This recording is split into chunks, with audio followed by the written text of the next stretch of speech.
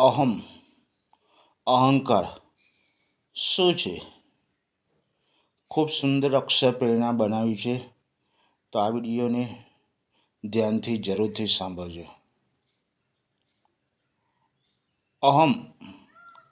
અહંકાર જે જીવનમાં ખૂબ જરૂરી શબ્દ છે. આ શબ્દનો અર્થથી માણસ ગમે તેટલો બલવાન, ધનવાન કે શક્તિશાળી હોય તો તેનું પતન થાય છે. તે સમજવા એક સુંદર વાર્તા છે, તો તેને ધ્યાનથી સાંભળજો. વર્ષો પહેલાંની એક વાત છે.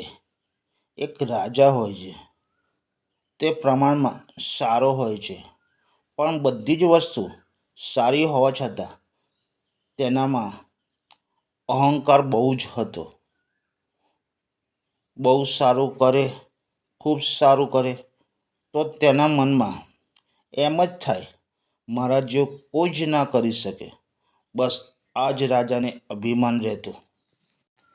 જીવનમાં કોઈ પણ માણસ સારું કરે પછી સારા જો પણામાં અહમ આવે તો ખરેખર સારાપણાની ભૂમિકા છે તેમાં કચાશ રહી જાય. પણ રાજાને ખબર હતી, રાજા તેને છોડી શકતા ન હતા.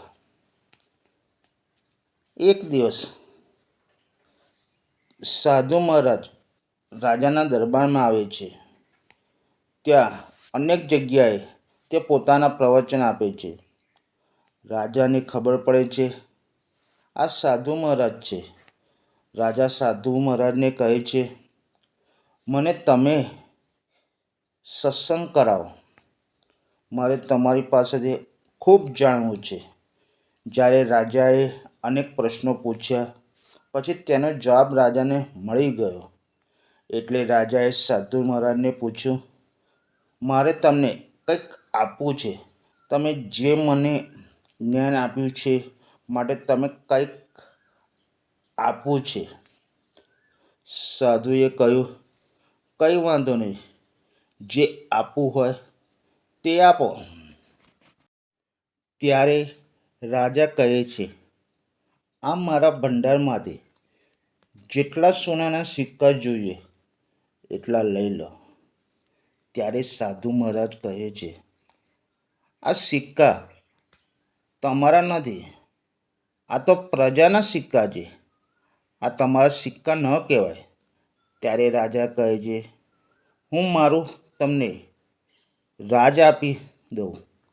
ત્યારે સાધુ મહારાજ કહે છે, રાજ્ય પણ તમારું નથી. જે રાજ્ય તમે ચલાવો છો તે પ્રજાનું કલ્યાણ કરવા માટે તમને વારસામાં મળ્યું છે. એટલે તમારે રાજ તો કરવું જ પડશે. ત્યારે રાજા છેલ્લી વાર કહે છે, તો તમે મારા શરીરને લઈ લો.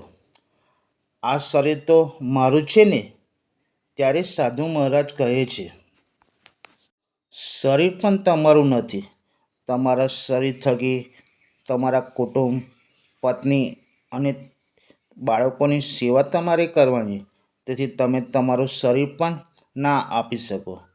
ત્યારે રાજા મૂંઝાય છે અને કહે છે, તો મારું શું છે તે તો તમે મને કહો. તારી પાસે ઘણું છે, તું કહે તો માગી લઉં. એ જે જોઈએ છે એ મળશે. ત્યારે સાધુ મહારાજ કહે છે, તારી પાસે અહમ છે, અહંકાર છે, તે તું મને આપી દે. તે જે પણ સારા કામ કર્યા છે તેમાં તમને અહમ આવે છે, અહંકાર આવે છે. જો તારે કંઈ આપવું હોય તો તારો અહંકાર આપી દે. ત્યારે તેને ખબર પડે છે, મેં જે જ્ઞાન લીધું તેમાં મેં અહમ વિશે વાત પણ ના કરી. તેમને પણ વાત ના કરી. ખરેખર આજે મને ખબર પડી, આ ખરેખર બહુ જ અઘરું કામ છે. મેં છોડવા ઘણા પ્રયત્નો કર્યા પણ છોડી ના શક્યો. તો સાધુ મહારાજ મને કહો કે આને કેવી રીતે છોડી શકું.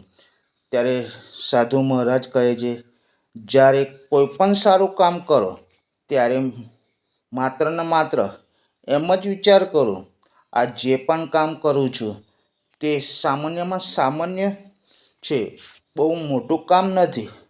આ તો મારી ફરજ હતી. જો તું દરેક કામમાં આ વાત માનીશ તો આપોઆપ તારામાંથી અહમ નીકળી જશે. એટલે જ કહેવાનું, આ દુનિયામાં ખરેખર આપણને ખબર છે આ અહમ પતનનું કારણ બને છે. અનેક માણસોનું પણ પતન થયું છે. એટલે જીવનમાં ક્યારે પણ અહંકાર રાખવો ન જોઈએ. એટલે આ વાર્તા કહે છે આપણે જે પણ કામ કરીએ એ આપણી ફરજ છે, તો ક્યારેય અહંકાર રાખવો ન જોઈએ. જય શ્રી કૃષ્ણ. જય શ્રી સોમનાથ. આ વિડીયોને તમારા પરિવાર મિત્રોને શેર જરૂરથી કરજો.